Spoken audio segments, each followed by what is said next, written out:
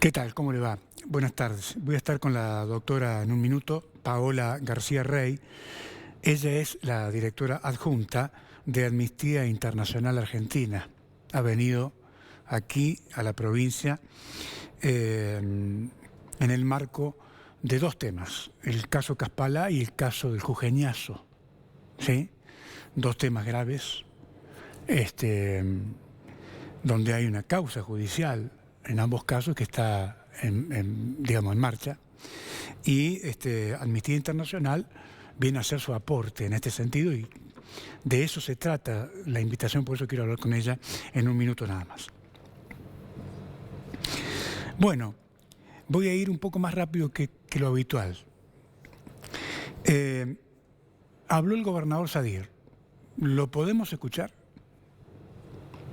Muy lamentable, obviamente es muy doloroso y por supuesto lo que sí pido es que la justicia y todos los que están en la investigación del caso, traten de arribar rápidamente a detectar a quiénes son los culpables de estas atrocidades y la verdad que en eso, por eso le pido a todos, ¿no? A la justicia, a la policía, a los quienes están investigando, tratar de conocer rápidamente quiénes son los responsables y que se haga justicia. Y obviamente lamentar los casos de femicidio, y el último, por supuesto, todavía más, que hoy está en investigación. Gracias, director. Mire, yo hace 2 días vengo diciendo, si el gobernador va a decidir hablar, que hable de los temas que está pidiendo la gente. En primer lugar, que se vaya la presidenta del Consejo de la Mujer, que no está a la altura de las circunstancias. Y en segundo lugar, ajustar las tuercas sobre la gestión del señor Pulleiro, que está al frente de la Secretaría de Seguridad. Esos eran los 2 temas para mí centrales que debería haber hecho referencia el gobernador. Sin embargo, digo que se ocupe la justicia y no más que eso. Y esto muestra, me parece a mí, la desconexión del gobernador con los temas de la gente y de todo su gobierno. ¿Se da cuenta?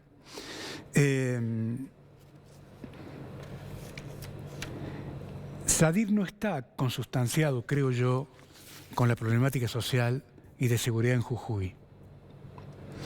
Los hechos de Fraile Pintado son muy graves y han pasado otros hechos, son 3 ya en la provincia de Jujuy. Está Jujuy liderando, ¿sí?, el ranking de provincias con este tipo de tragedia, si usted quiere. Me parece además que Sadir transmite, entre otras cosas, una sensación de indiferencia, como le decía, pero además de incapacidad para abordar en profundidad los problemas sociales. No es solamente el superávit, ¿no? Es decir, hay problemas y hay que resolverlos los problemas. Sin embargo, el gobierno no se corre de ahí. No se corre de ahí. En un mundo donde la velocidad de los hechos es realmente impactante. Y la política se ha quedado por detrás, va por detrás de los hechos.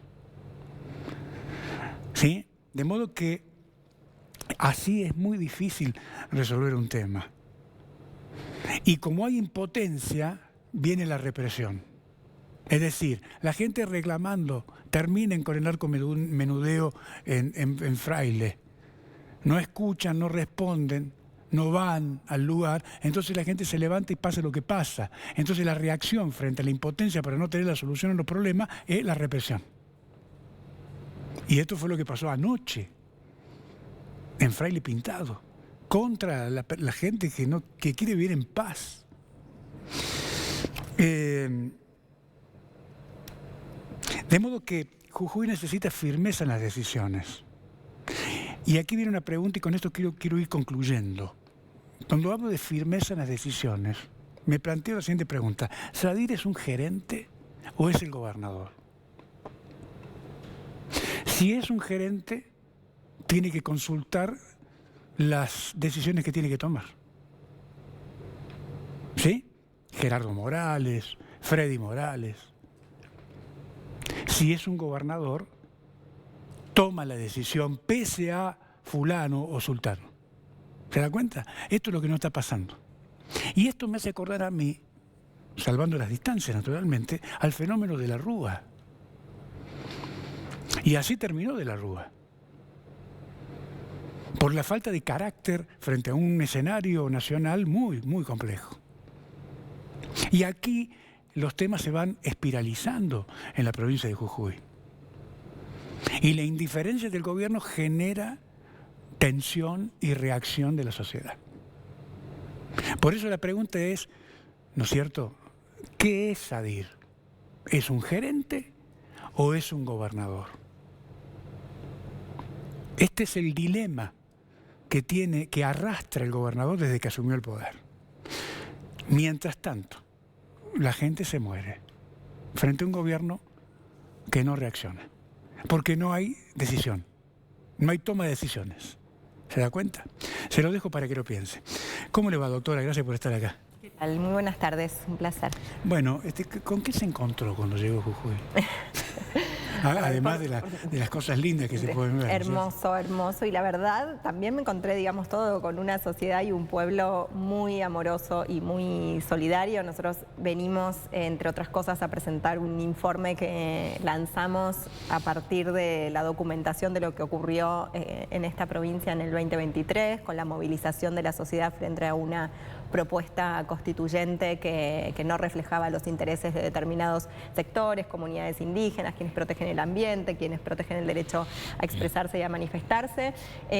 Y recibimos también mucho acompañamiento y mucho cariño de las comunidades, con lo cual que recibí en ese sentido de vuelta, un pueblo muy solidario y muy atento.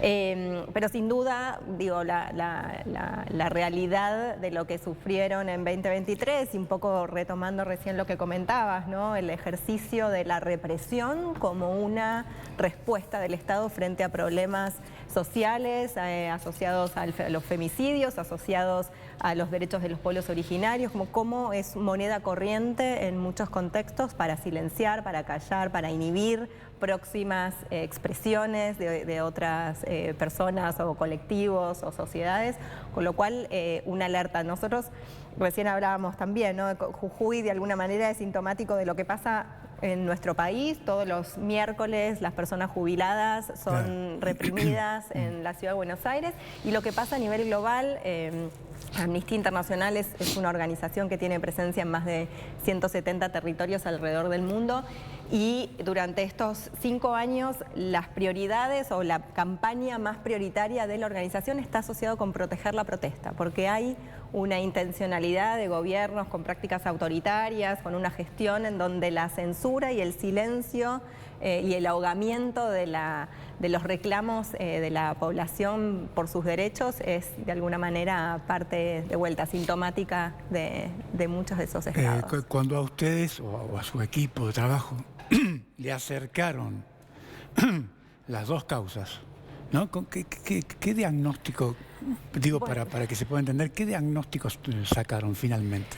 A ver, repaso un poquito qué es lo que documenta el informe y qué tipo de reuniones o conversaciones tuvimos con las autoridades desde que llegamos. El informe hace un recorrido con testimonios, que tomamos más de 120 entrevistas en ese momento, en septiembre de 2023, y allí ya dábamos cuenta por las imágenes audiovisuales que veíamos y demás de un uso abusivo y desproporcionado de la fuerza. Las fuerzas de seguridad tenían casi el mandato de reprimir y silenciar la protesta social. Y por supuesto que el ejercicio de manifestarse, muchas veces el cortar la calle y demás, genera mucha incomodidad en quien quiere circular, en quien tiene que llegar a destino, incluso quienes tienen que ir a trabajar, y uno es absolutamente empático en esas situaciones. Ahora, que la respuesta frente a la movilización social sea abrir el fuego con armas, las que llamamos armas menos letales, no son armas de fuego, pero son armas que igual tienen la posibilidad de lesionar, de dañar y eventualmente usadas de manera abusiva de matar a las personas. Un poco lo que vimos fue eso, uso de proyectiles múltiples, que son proyectiles múltiples, un tipo de arma que lo que hace es tirar balas de goma a mansalva sin una orientación directa que tiene efectos concretos en la lesión a las personas que están manifestándose, y hemos documentado 3 casos de situaciones de pérdidas oculares, o sea, armas disparadas, armas prohibidas, ese tipo de armas están prohibidas, utilizadas por las fuerzas de seguridad con lesiones oculares a quienes se manifestaban. Después tenemos usos de balas de goma, de gases lacrimógenos, lo mismo, hay guías y protocolos para utilizar este tipo de armas. En general están desaconsejadas en movilizaciones porque uno no puede controlar la dirección de un proyectil o lo que sea, y porque de vuelta el ejercicio de derecho a la protesta es un derecho. Bueno, las fuerzas de seguridad con una indicación casi de despejar y con eso de lesionar y dañar a la gente sin respetar los protocolos por los cuales esas armas han sido diseñadas y tienen como un objetivo práctico en concreto. Eso pasó 2023 con muchas otras cosas que podemos después profundizar. 2 años después nos venimos a la provincia a presentar el informe. ¿Qué pasó en las causas judiciales en donde la respuesta fue la criminalización de quienes se manifestaban activas? ¿Qué pasó en las causas judiciales en donde se determina la responsabilidad de aquellos agentes que incumplieron su rol y las normas y los protocolos?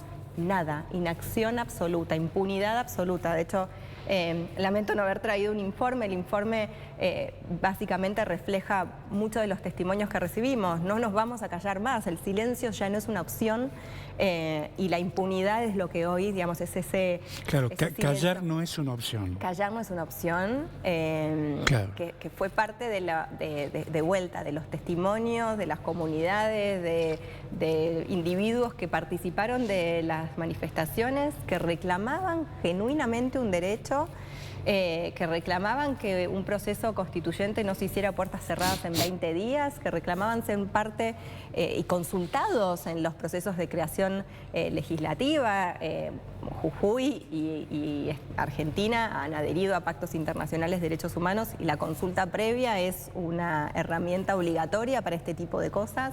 No han ocurrido respetando los derechos de las comunidades. Y de vuelta, 2 años de esto, el Poder Judicial completamente paralizado, ausente, inactivo. Un poco irónicamente, pero por supuesto respetando la situación y la institucionalidad, pero veíamos que cuando anunciamos la visita y pedimos las reuniones se había activado la imputación a 40 oficiales 3 minutos antes de llegar. Celebramos, por supuesto, la acción. Ahora, ahí hay un punto, yo hablaba con las abogadas, con una de las abogadas, sí. Ahí, en ese punto, ¿no? Es decir, me da la impresión que el tribunal todavía no, digamos, se ha quedado corto en el análisis de cómo opera la pirámide de mando en las fuerzas de seguridad, ¿no es cierto? Parte de lo que nosotros documentamos en el informe, que es un poco lo que refería recién, para que un funcionario, un policía que está reprimiendo una protesta se desboque de tal manera que utilice este tipo de armas o no esté identificado como obliga la ley, con nombre, apellido y demás. Eso, por supuesto, habrá una responsabilidad directa del funcionario que actúa en esos términos, pero también hay una responsabilidad de quién establece cuál es el operativo, cómo se trazan las armas. Parte de lo que vimos es que no hay una trazabilidad de las armas, entonces uno no sabe, el Ministerio de Seguridad o la Secretaría de Seguridad no tiene información respecto de qué agente utiliza qué arma, que es clave para determinar si hubiera una situación de abuso o de uso ilegítimo de algún tipo de arma, bueno, poder identificar quién es el responsable y frente a eso adoptar medidas. Y el tema de las órdenes. Eso es lo que decimos. Digamos, la provincia tiene un comandante en jefe de la fuerza de seguridad, ¿sí o no? Totalmente. Bueno, es que si no tiene ninguna responsabilidad, sí. Eso es lo que justamente decimos, o sea, la gente que está en la calle tendrá su responsabilidad. Ahora, el que genera y opera e imparte cuál es el operativo, quien tiene instrucciones o quien brinda instrucciones para desalojar la ruta o desalojar el Consejo Deliberante en Humahuaca o la legislatura en San Salvador, y de qué manera lo van a hacer, cuáles son las indicaciones, hasta dónde. Eso claramente hay responsabilidades en esta cadena de mando que son claves identificar. El trabajo que están haciendo las abogadas en el marco de las causas es maravilloso y nosotros desde Amnistía lo que hacemos con este informe es aportar un poco ese análisis más técnico o que puede acompañar justamente el proceso judicial. Me decía ayer la doctora Cejas, amigos de la causa.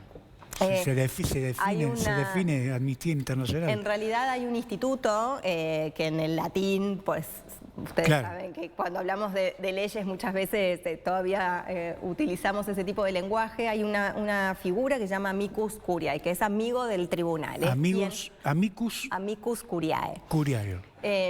Es un instituto legal que está previsto en la legislación a nivel nacional y bueno, lo regula la Corte Suprema de Justicia de la Nación para los casos de la Corte Suprema, es la posibilidad de que organizaciones, expertos y demás puedan participar en el marco de la causa brindando información, estándares como respecto, digamos, al hecho o a los hechos que se discuten en el marco de la causa. Entonces, este informe pretende justamente funcionar como una presentación legal que se hace en el marco del expediente, como un aporte de nuestra organización a cuáles son los estándares internacionales que regulan el uso de la fuerza, cuáles son los estándares en el ejercicio de la protesta social y de alguna manera contribuir a que el juez, que en términos imparciales e independientes, resuelva justamente Está muy bien. Doctora, ¿con quién se reunió hoy?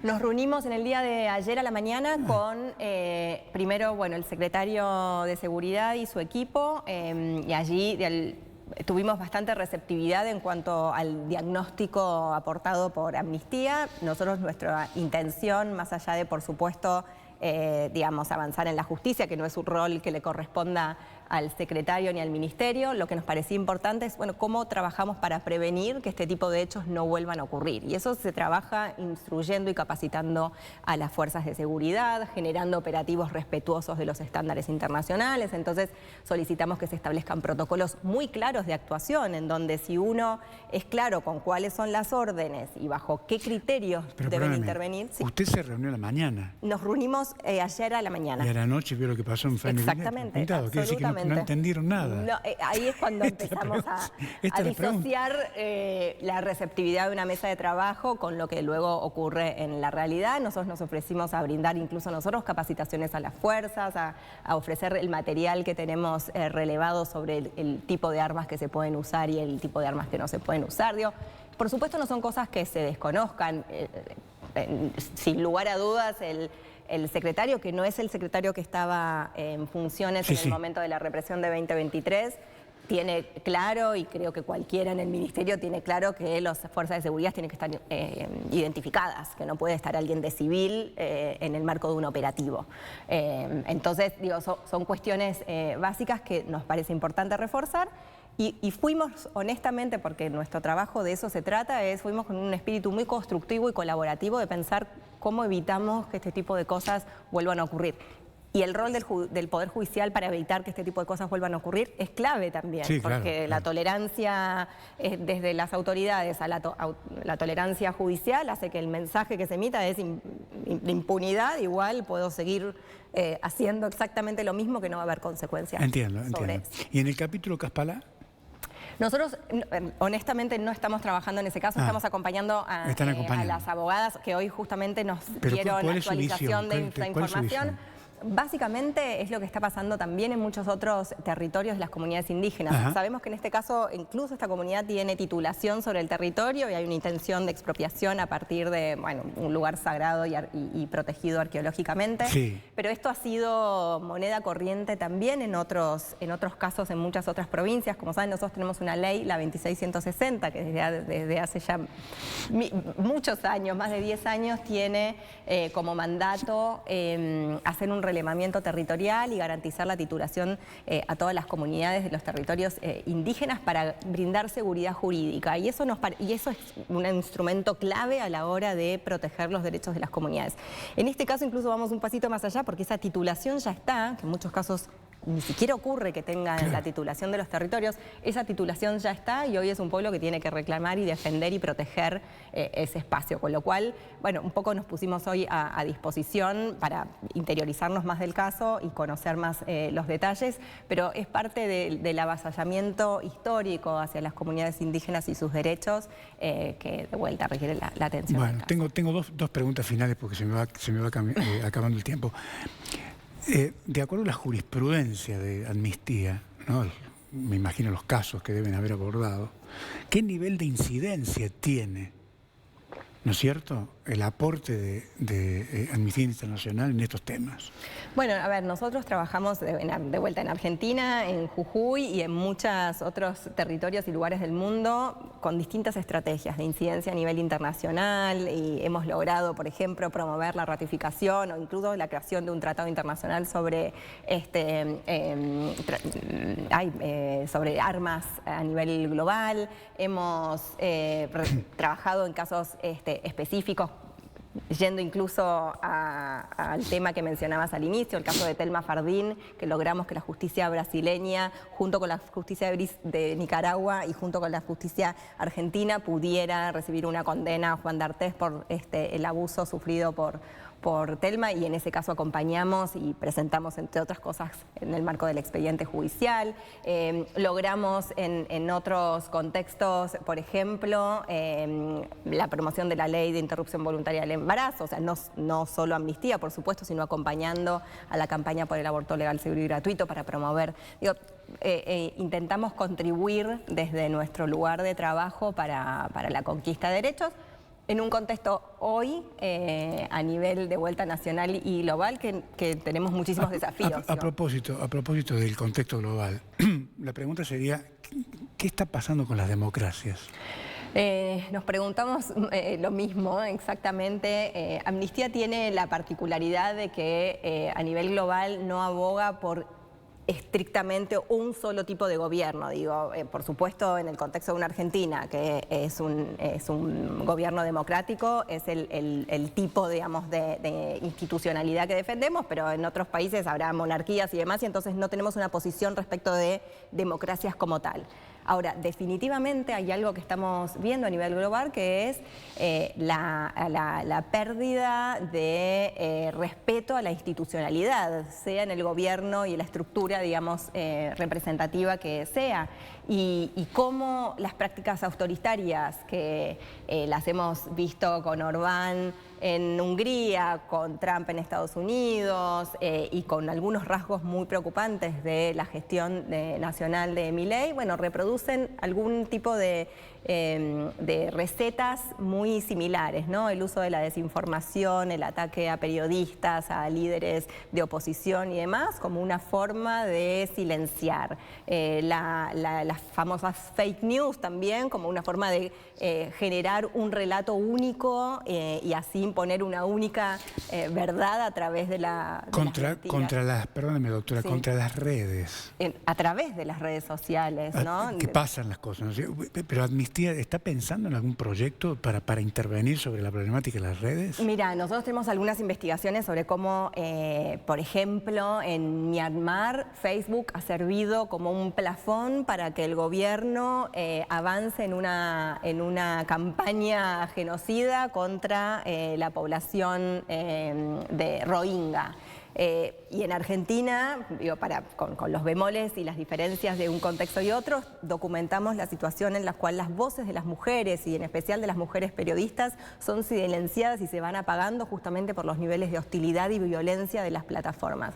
Hay muchas discusiones a nivel europeo y que todavía están empezando a como aterrizar en Argentina sobre qué tipo de marcos legales necesitamos para justamente regular a las plataformas, regular al sector privado, regular a las empresas, la moderación de contenidos, con muchísimos desafíos, porque sin duda es un actor que hoy básicamente mueve la información y con mucho poder y en muchos contextos, incluso nosotros hemos llevado causas judiciales de periodistas que han sido violentadas en las redes, con muchas dificultades para poder llegar a las empresas, pedir información, pedir a la justicia que se se remueva contenido hostil, violento, que incita al odio y a la violencia, con muchos desafíos, pero sin duda creemos que Argentina tiene que darse en el marco del Congreso un debate profundo. No está el debate, sobre, no está el debate instalado, es un año de elecciones, con las comillas del caso, digo, no presidenciales, pero tenemos las elecciones legislativas en octubre, y en general este tipo de años sabemos que la inacción del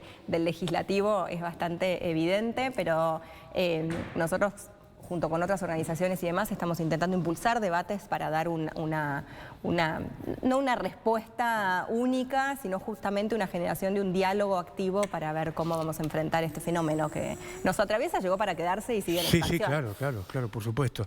¿Le queda algo de la agenda todavía en la provincia? Ahora vamos a reunirnos con la Comisión de Derechos Humanos de la legislatura, acabamos de reunirnos con el Comité de Prevención de la Tortura, y hoy estamos haciendo una entrega de cartas en el caso de Joel Paredes. Joel Paredes es uno de los quienes se manifestaba, un músico ceramista que recibió una bala de goma cuando estaba yéndose, digamos, de la manifestación, y fue parte de una campaña global de amnistía que se llama Escribe por los Derechos, en donde individuos de todos los rincones del mundo interpelan a la justicia jujeña para que avance justamente en la investigación, pero además remiten cartas, entonces en colegios se hacen dibujos y demás para acompañar y solidarizarse con la situación de Joel, así que hoy le vamos a hacer la entrega de firmas, y toda esta información, por supuesto, también va a ser parte de la causa para impulsar justicia. Doctora, gracias por venir. Por favor, gracias a usted. Ha sido muy atenta, muy amable.